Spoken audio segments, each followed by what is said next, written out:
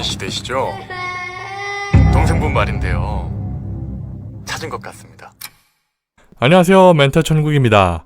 오늘 말씀드릴 작품은 25년 전에 실종되었던 여동생이 돌아왔지만 여동생이 아니라는 주인공의 주장과 결백을 주장하는 여동생의 팽팽한 신경전이 담긴 영화 침입자 리뷰입니다.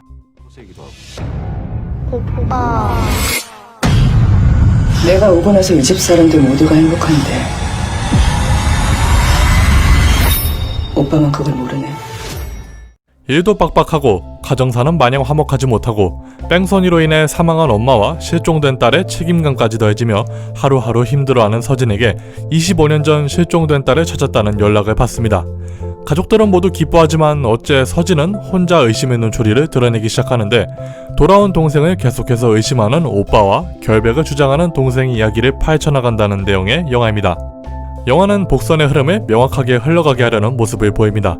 그리고 그 속에서 발생하는 긴장감을 뚜렷하게 그려내고 있죠. 영화에서 담겨진 서진의 모습은 가정사와 개인사에 대한 책임감을 가지고 있으며 이를 통한 트라우마의 시선을 스토리 곳곳에 녹아내리고 있습니다. 기억을 되새김질한다는 연출은 어디서든 흔히 볼 수 있지만 그것을 관객들에게 어떻게 표현하고 묘사하느냐가 중요할 것입니다.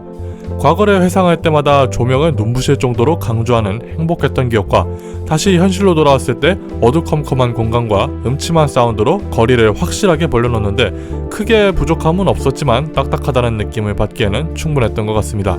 그리고 이 점에서 개인적으로 느낄 수 있었던 생각은 스토리 게임에서나 접해볼 수 있었던 연출, 즉 소설에 쓰여있는 문장 하나하나가 실체화돼서 묘사가 되고 있다는 느낌을 강하게 받았습니다. 왜 굳이 이 영화에서만 그런 느낌이 들었을까 하는 고민이 생길 찰나에 작가이기도 한 송원평 감독이 눈에 들어왔습니다.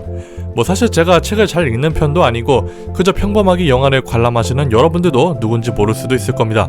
하지만 영화의 전반적인 연출과 심리적인 묘사 그리고 어느 정도는 튼튼한 뼈대가 갖춰져 있는 것을 보며 작가의 섬세함 정도는 묻어나 있다고 꼭 말하고 싶었습니다. 하지만 영화는 단순한 한국형 미스터리 스릴러물이라는 이미지에서 쉽게 벗어나지 못했습니다. 튼튼한 배우와 연기, 크게 부족함 없는 연출, 예상은 가능하지만 매력있는 반전 등등 여러가지 부분에서 크게 지적받는다거나 문제는 없다고 생각하지만 스토리 자체는 어디선가 많이 본 것 같은 짬뽕 스토리에 그쳤습니다. 제목과 예고편에서부터 알 수 있는 주연들의 이미지와 상황, 그리고 영화가 시작한 지 중반쯤 되어 갔을 때는 거의 결말에 대한 예측이 확실시하게 됩니다. 예상하지 못하셨던 분들은 소름 돋게 다가오셨을 테지만 이거 하나만큼은 확실했습니다. 증거가 있음에도 재빠르게 대응하지 못한 채 앞만 보고 달리거나 아무도 나를 믿어주지 않는 설정이 부여되었다면 혼자서 거대한 시스템 체계에 맞선다는 이야기일 것이고 또 한국인이 특히나 좋아하는 적절한 열린 결말에 힘입은 확실한 끝맺음까지 더해지면서 전형적인 한국 미스터리 스릴러라는 꼬리표를 충분히 달만한 정도에 이르렀다고 생각합니다.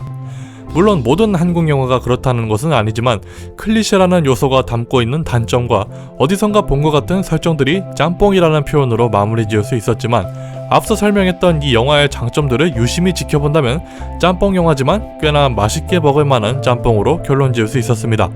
다만 시작과 끝에 대한 맥락의 개연성과 설득력은 중후반부터 시작하면서 관객들을 납득시켜야 하는데 탈룰라 마냥 갑작스러운 반전 때문에 호불호는 물론 영화의 전체적인 면에서 마이너스로 작용될 것입니다.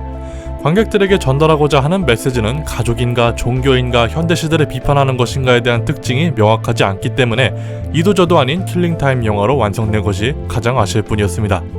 하지만 나쁘지 않았다. 이게 결론이었습니다. 튼튼한 연기력을 보유한 김무열과 송지효의 심리전이 매력적으로 다가온 전형적인 한국형 미스터리 스릴러 영화 침입자였습니다. 이 문장 좀 많이 말한 것 같아서 지치네요. 개인적으로 완벽에 가까운 각본이 아니기에 깊게 파고드는 순간부터 단점이 속속 드러나는 영화였지만 6,000원 할인권으로 극장에서 충분히 즐길 수 있던 영화였습니다. 그럼 이것으로 리뷰는 마치도록 하고요. 리뷰가 마음에 드셨거나 도움이 되셨다면 구독과 좋아요, 알람 설정, 댓글 부탁드리며 저는 이만 물러가겠습니다. 빠이빠이.